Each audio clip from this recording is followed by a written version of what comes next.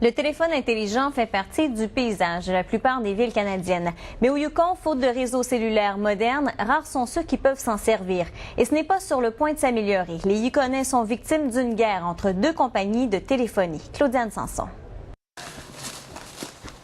Claudie Pascal Brasset-Villeneuve habite en périphérie de Whitehorse, coupée des infrastructures d'eau ou d'électricité. Une situation qui n'est pas exceptionnelle. Elle dépend donc, comme d'autres, de son téléphone intelligent pour rester branchée sur le monde. Mais le service n'est pas toujours fiable, malgré les 70 $ par mois qu'il lui coûte. Le niveau de réception, c'est pas toujours la même qualité.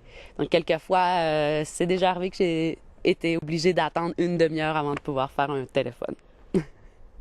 Ailleurs dans le territoire, les services 3G et 4G sont carrément inexistants. Pour étendre sa couverture, Northwestel propose d'investir 270 millions de $ pour moderniser son système de télécommunications au cours des 5 prochaines années.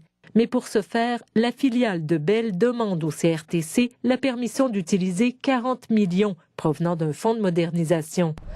Or, son compétiteur, Ice Wireless, s'oppose vivement à ce scénario. Si des subventions comme ça sont disponibles, on veut partager aussi. Et on n'est pas certain si des subventions comme ça vont vraiment amener telle solution ou résultat avec Northwestel. C'est qu'en novembre dernier, le CRTC, en éliminant le monopole de Northwestel, a également réprimandé la compagnie pour le retard technologique de l'infrastructure au nord, malgré les nombreuses subventions accordées dans le passé. Au nord, je veux dire, on est environ 10 ans en arrière, au moins 10 ans en arrière avec les sortes de technologies qu'est-ce qu'on a au sud de Canada. Ice Wireless croit pouvoir faire mieux avec l'argent du public. Or, le PDG de Northwestel ne le croit pas. This program is really about the small centers, the places like Old Crow and Beaver Creek. Ce projet vise à améliorer le service dans les villages isolés, un marché qui n'intéresse pas la compétition, selon Paul Flaherty.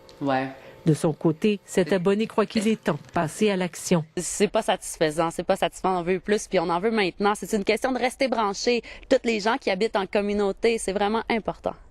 Le CRTC se penchera en septembre sur la demande de Northwestel et les citoyens ont jusqu'au 9 août pour faire parvenir leurs commentaires.